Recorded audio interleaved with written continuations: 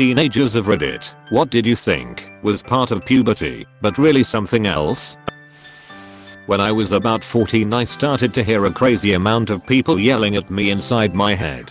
I would just be sitting on my bed or something, and it would absolutely overcome me. I heard my parents and siblings and friends all at the same time yell at me things I've actually heard the week before, and then everything in real life would be moving super fast and there was no way I could trick my mind into moving slow. I would actually move slowly, but it would make it worse, and I would just have to lay there and nothing would help. I attribute it to panic attacks, but no one has ever been able to help diagnose it. Sheer exhaustion. Turns out anemia is common in teenage girls, especially when you have irregular heavy periods. I had this too. Looking at pictures from that time, I'm shocked at how little color there was in my face. It's really scary. Yep, was the exact same. I remember being dragged to high school and feeling like I was dead and being laughed at for being pale. I was called a ghost almost every day. My great aunt would tell me to put more rouge on, that I'll look dead without it. Okay, now I'm pale with bright red cheeks. I had eczema on my face too, so my face was red and white. FML, I cringe every time I look back to those days. I'm a girl and grew a beard. Thought it was puberty, but turns out I'm just Portuguese. Mayo, I feel you. I'm from northern Morocco and those Mediterranean genes are kicking in.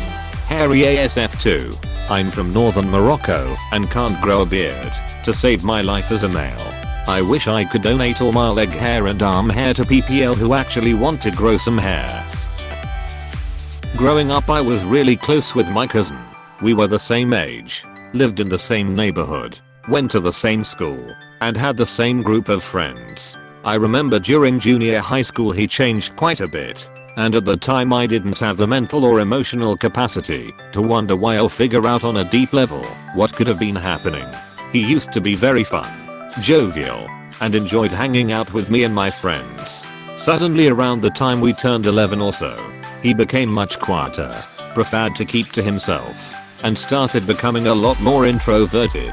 I figured that at that time we were all going through puberty, and as we learned in class, as our bodies change, so could other parts of our personalities. I figured, hey, I never liked girls before, but suddenly I want nothing more than to hang out with girls. And so he probably had a similar change, only with regards to his social preferences. I only recently found out, 20 years later, that his father got heavy into alcohol right around that time.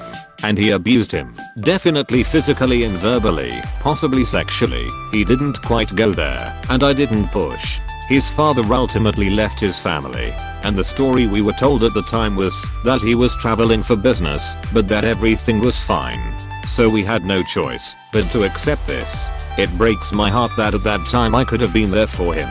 But I had no idea something deep was happening that was causing a fundamental change to my cousin's personality. I just assumed he was going through some natural changes and that his natural personality was coming out.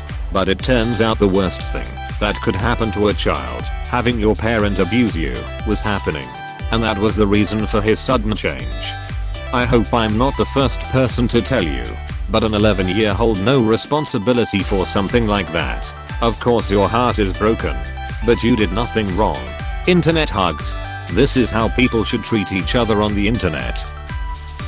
When I was a teenager, I always thought that having resentment towards my mom, single parent, was normal for that phase in life. Everyone told me I was just an overreactive teenager, going through changes, hypersensitive, and it would pass, and one day I'll realize how lucky I'm to have her. While I agree, she was a good mom, I still harbor a lot of resentment toward her over a lot of things, and my family was extremely toxic and would consistently diminish my feelings to make themselves feel better. It wasn't just a teenage mess of emotions, these were real problems that my mom couldn't be bothered with. It was more important for her to be the victim, and that hasn't changed still 20 years later.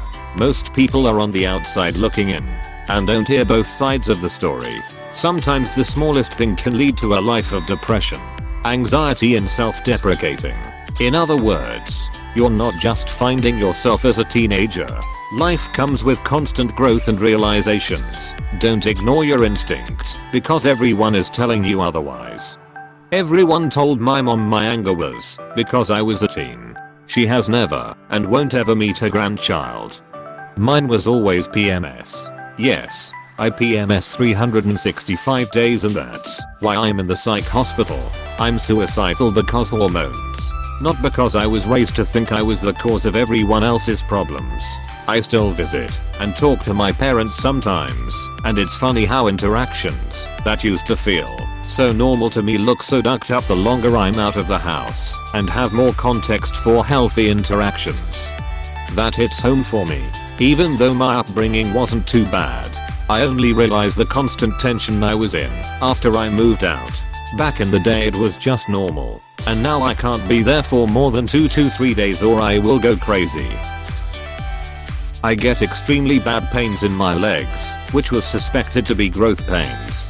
Multiple doctor visits later, without my mother, as she never believed me, and I was told I have very weak tissues in my legs that often tear or get inflamed, and had to start physio to try build them up more. My mother still thinks I'm lying, even though I have been diagnosed by professionals. It hurts. Same here. It always hurts so bad to work out. My parents still made me jog with them as a teenager and just told me I was being a baby. Turns out I have a connective tissue disorder, Ehlers-Danlos, and my joints pop in and out of place all the time. It hurts to jog because I'm using all my muscle strength to hold my damn bones together. Take care of yourself and treat your body kindly. I destroyed a lot of things through being stubborn and succumbing to pressure from others. I have a connective tissue disorder that makes my connective tissue just fall apart at an alarming rate. But luckily I was diagnosed young, as it was in the family. I love to run and it's sad knowing I can't keep doing it. But I can't imagine how bad it would be if my parents didn't acknowledge it. Props to you. I can tell you how bad, as my parents ignored my connective tissue disorder. I've had symptoms since birth and didn't realize not everyone's body does this until my late 20s. Then diagnosed around 30. Brutal. But since I've not known anything else, I manage. Had a horrible pain in my right arm. If someone even grazed up against it, it would feel like I got shot. It would also flare up at night, leading to many sleepless nights. I had multiple doctor visits, and it was always just chalked up to growing pains. After dealing with it for 2 years, a doctor finally did an X-ray and found a, thankfully benign, bone tumor. Oh wow. I was feeling a very large disconnect from everyone around me, especially people my age.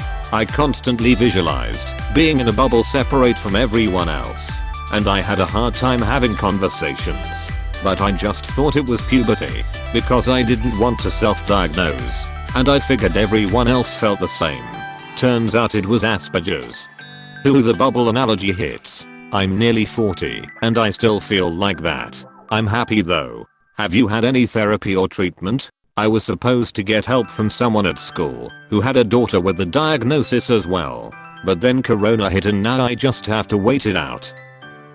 I lost my job due to complications with it and had to wait a few months for the next thing to start.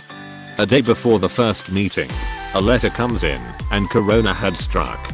Now it's back to waiting again. But I think, and I hope, that in the end the wait will be worth it for us and for our fellow humans. It sucks now, but will suck less in the long run. Yeah, Corona sucks. I'm currently doing online schooling at my school, but my friends back in California were just given busy work to do at home because the district is saying it's required. They were supposed to go on a field trip somewhere too, but now it's being postponed for who knows how long. At least they will be pretty good at algebra. Being always afraid is to talk to people. Planning every word I will say to make sure I will not make any error. Looking at every single detail of them to make sure I'm not saying anything wrong. Turns out I have social anxiety. I have this sometimes. But do you ever do that thing where, after you talk to someone, and then you feel like you messed up, or said something stupid, then you think of all the outcomes and what he'll say about it to you. So you think up a bunch of responses, then a few days later you realize you were overreacting, and they literally didn't even notice whatever it was, and you just wasted a few minutes of your life. A few minutes? Lol. Only a few. I could spend hours or weeks thinking about stupid shit like that. Heck, I think back on it years later. Insanely heavy, painful period, massive weight gain, being uncontrollably mean to my mom, and then crying because I didn't know why I was being mean to my mom. My puberty was so bad my mom took me to all kinds of doctors. She felt like I was possessed and also dying. I physically could not get out of bed on my period. Turns out I have PMDD, bipolar disorder and an underactive thyroid. I went on birth control at 11 to control the bleeding and mood swings. Mood stabilizers around 13, and then thyroid meds at 15 and life was much better. Hey, thanks for watching, and don't forget to subscribe.